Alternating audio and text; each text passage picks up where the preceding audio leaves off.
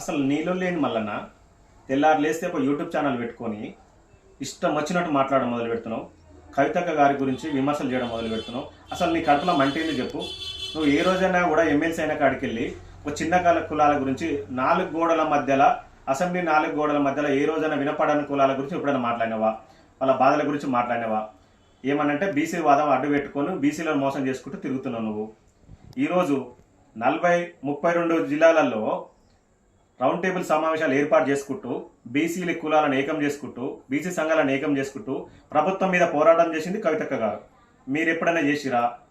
మీరు ఎంతసేపు రేవంత్ రెడ్డి పిలిచి నాకు మంత్రి పదవి ఇవ్వకపోయే, నేను బయటకు వచ్చి బీసీ వాదం అడ్డం పెట్టుకుంటే నన్ను నమ్మడా అని చెప్పేసి తప్ప నీలాగా ముసలి కన్నీరు మోచుకుంటే ఎన్నడూ లేము. మేము బీసీల గురించే పోరాడిన కవితక్క గారు. ఈ రోజు 42% ఆర్డినెన్స్ పాస్ అయిందంటేనే దానికి కారణం కవితక్క గారు. నీ కడుపులో మంటలేసి మాట్లాడుతున్న తీర్మార్మల్లన్న. మేము ఒకటే చెప్తున్నాం, మేము బీసీ కుల నాయకులం అందరం కవితక్క గారు వెన్నంటనే ఉన్నాం, కవితక్క గారి తోటే ఉంటాం. నీకు బీసీల పోరాటాల క్రెడిట్ దక్కలేదని చెప్పేసి నీకు అక్కాస ఎక్కగెత్తున్నావు. ఖచ్చితంగా ఈ క్రెడిట్ కవితక్క గారికి దక్కుతున్నది. నువ్వు ఉసరవెల్లి మారినట్టు పార్టీలు మారిన తప్ప బీసీల గురించి నువ్వు ఏ రోజు కూడా పోరాటం చేయలేదు. మీది నిజమైన పోరాటం కాదు. నేను బీసీ గతంలోనే నేను విద్యార్థి సంఘాలను మోసం చేసి నువ్వు ఎమ్మెల్సీ అయినావు.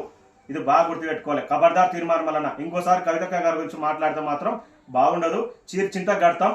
ఒకటే చెప్తున్నాం, మీరు మర్యాదగా మీరు కూడా తెలంగాణలో ఉన్నటువంటి ఆడపడుచులలో ప్రతి ఒక్కరికి గౌరవం ఇవ్వాలి. ఒక ఆడపడుచు రోడ్డు మీదకి వచ్చేసి బీసీల తరఫున కొట్లాడింది, అదొకటి గుర్తుపెట్టుకోవాలి.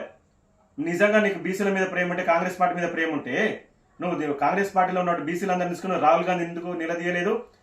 కామారెడ్డి డిక్లరేషన్ ఎందుకు అడగలేదు? మేము రోడ్డు మీదకి వచ్చి కవితక్క గారు రోడ్డు మీదకి వచ్చి బీసీల తరఫున పోరాడినప్పుడే ఈ రోజు ఆర్డినెన్స్ పాస్ అయింది. దానికి కారణం కవితక్క గారు. ఇంకోసారి నోటికి వచ్చినట్టు మాట్లాడితే తీర్మానం. రాబోయే రోజులలో తెలంగాణ రాష్ట్రంలో ఉన్న మహిళలు నేను ఎక్కడైనా అడ్డుకోవడానికి సిద్ధంగా ఉన్నారు. బీసీలు కూడా అడ్డుకోవడానికి సిద్ధంగా ఉన్నారు. తెలంగాణ రాష్ట్రంలో ఉన్నట్టు ప్రతి బీసీ సంఘంలో ఉన్నట్టు నాయకులు, బీసీ కుల నాయకులు మొత్తం కవితక్క గారికి వెన్నంటే ఉంటాం. ఖబర్దార్ తీర్మానం. నోరుకు వచ్చినట్టు మాట్లాడితే మాత్రం ఇక సీరియస్ రాబోయే రోజుల్లో నీకు చాలా హెచ్చరిస్తున్నాం.